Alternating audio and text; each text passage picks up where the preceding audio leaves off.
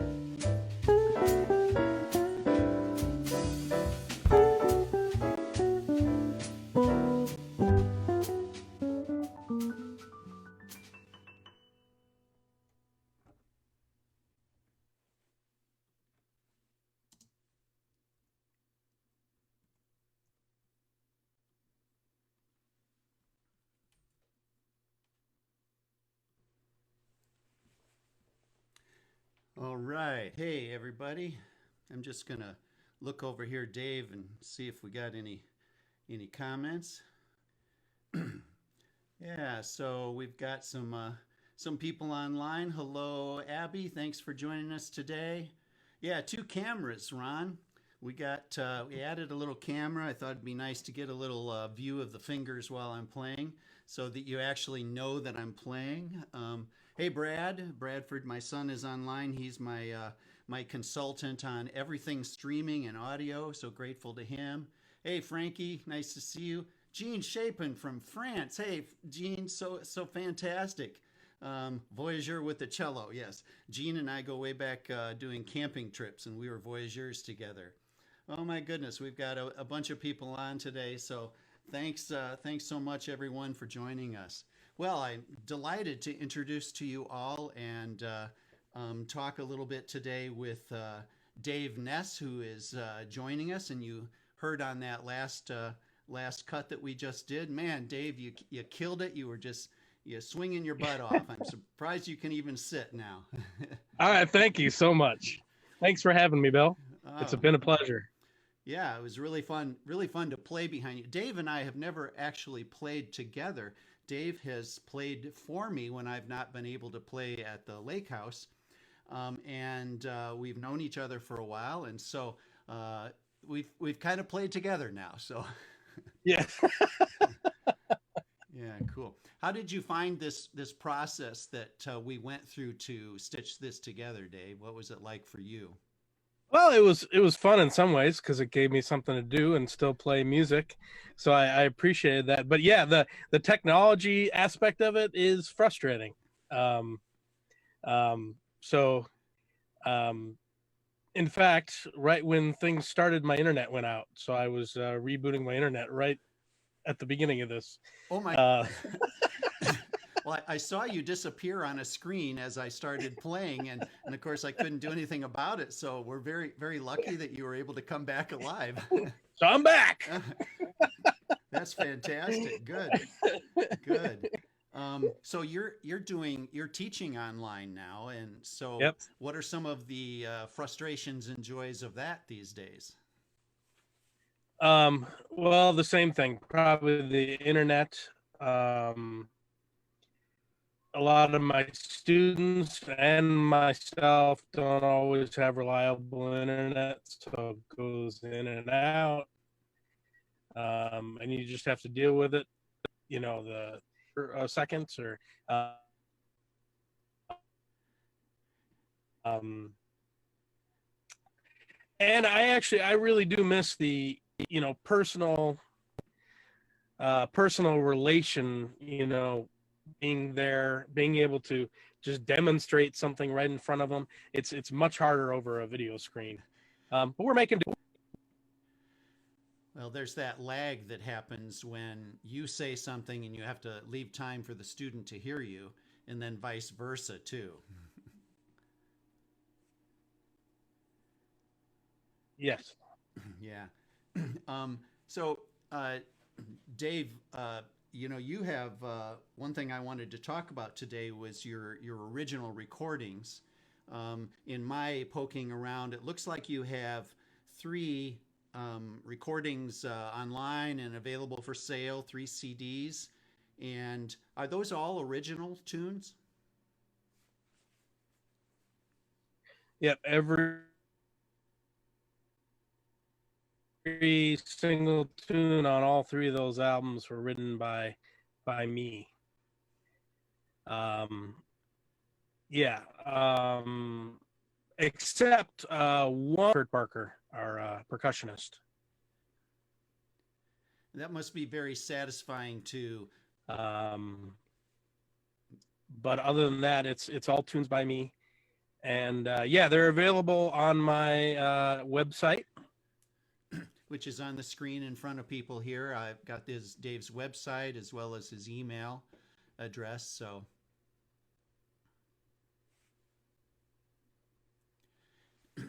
and So Dave, you're saying that must be satisfying? well, yeah, I was. It must be satisfying to dream up a musical tune and then be able to share it and see it to the final stage of actually being recorded in the studio. Yeah, it's I love it, and every time I bring things to Kurt Barker and Matt Thompson, who are my trio mates, they make it better than I could even imagine. Because generally I don't write out their parts. I just have a melody and chords, or whatever the form is, and they come up with their own stuff. So in a lot of ways, they've kind of co-written all the tunes also. Well, sure, and I enjoyed. I went to your last album event, and I got to hear your bandmates there, and I certainly can tell that all three of you are really performing at at the highest professional levels. So, yeah. So you Well, all, thank you. yeah, and so you And we've played together about 25 years or so. wow. So you all each knows what the other's going to do before without saying anything.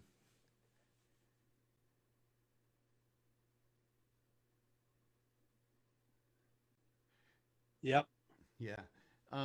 So you've got a book coming out this summer, I understand. Can you tell us a little bit about your book?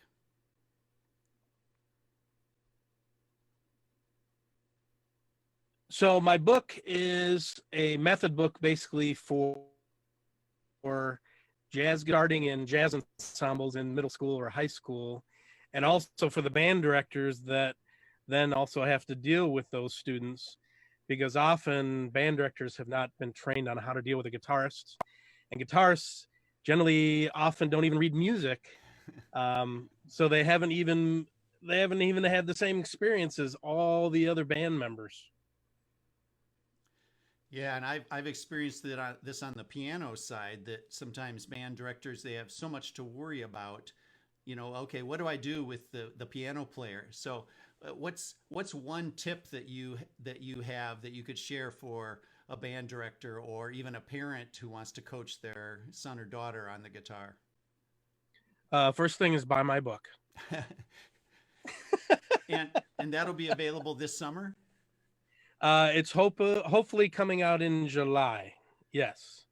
But yeah, it starts with Freddie Green chords, which are very small chords reduced to like 2-3 notes, and it makes it easier for a guitarist to read the chords.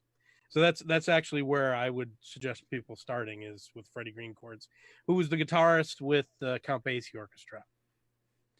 Well, that's an excellent suggestion and a nice place for people to focus. And when your book comes out, I'll post it up on the Bill Chapin Jazz site, the Facebook page too, and certainly want to support that. It sounds like a very helpful document for people, band directors as well as parents and students.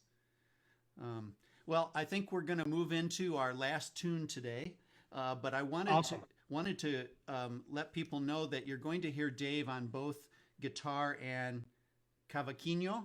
Did I pronounce that correctly? Yeah, again, I'm not Portuguese, so that was about as good as I can do. Which is, I'm showing it in the video. I don't know if we can see it. It's just kind of like it's a small little Brazilian guitar, which is tuned like the top 4 strings of the guitar. Oh, that's handy. Very handy. Yeah. Nice when they do that. Yes, it is. Kind of like the opposite of the bass. Exactly. Yeah. So you were mentioning very teeny frets too, right? Yes, very tiny. Very tiny. Sometimes hard for me to get my fingers in there to get some, especially if we're doing really jazzy chords that have a bunch of different notes going on. I have to kind of pick how I'm going to play the chords. So this tune in particular that you wrote has a lot of chord changes in it. It does. I apologize. So it was a little challenging to get all those. Usually when I've played it, I have a chord to maybe vamp on for like 4 to 8 measures or something, and here I was doing a change like every 2 the way. Thank you. Yeah. Well, And thanks for having me. oh, you're very welcome. It's been a joy, and thanks for hopping on to do a Zoom chat today. I think this is really fun for people to get to meet you and hear a little bit about it. Yeah, so we're going to switch over to our next tune, and you'll hear that the cavaquinho is the high pitched comping guitar during the intro of the tune, and then Dave also plays it on the outro where we change keys at the end, and you'll hear him doubling the melody and then doing some comping on the ending vamp of the tune. So, Dave, thanks again so much for being part of the project, and we'll see you online sometime soon. All right. Thank you. All right, everyone. Well, that was fun seeing Dave today. I'm just going to take care of a little business and that Zoom session, and then I wanted to talk to you a little bit about this tune that's coming up next. And so I wanted to tell you about the Jacana Bird. This next tune is a song that I wrote as part of my series of tunes based on birds. And this particular one, here I'm going to pull up a video. You should see soon. There we go. So this is a jacana, or a northern jacana. There are jacanas that live in different parts of the world. There's an African jacana. And notice that they walk on top of lily pads. And for that reason, they are often called the Jesus bird because they appear to be walking on water. I've seen them on trips to Belize, and the song is really not based on their call. It's based on how they move, because they sort of, you see him lumbering, and then you'll see them suddenly dash like that.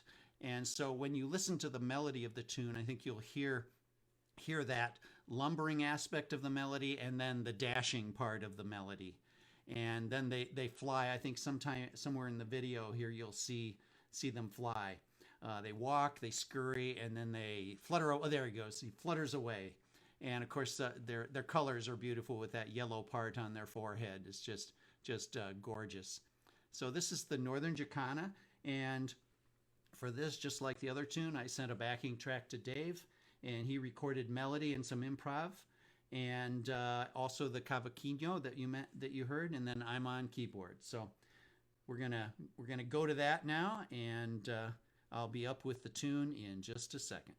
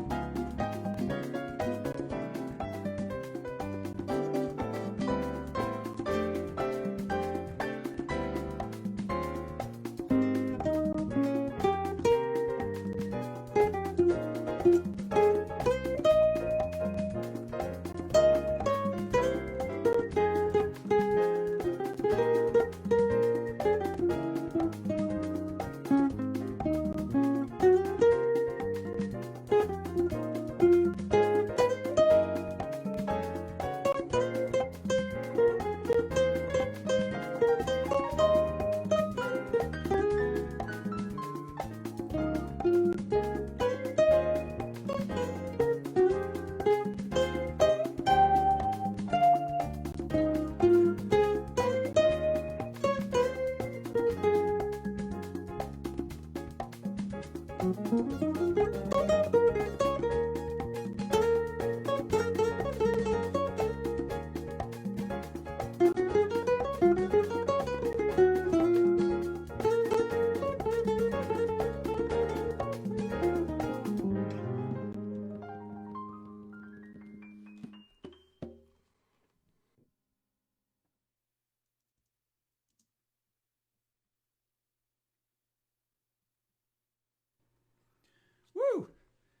All right. Well, I got to tell you, I had fun today with this concert. Fun, so much fun playing with Dave. And I'd like to send out a few thank yous at the end here. Thanks to Brad Chapin for helping me with audio-visual streaming consultation, especially with the Zoom event this week. I've got some more questions for you for next week, Brad. Dave, thank you so much for joining me in this project. What artistry and musicianship and just great playing.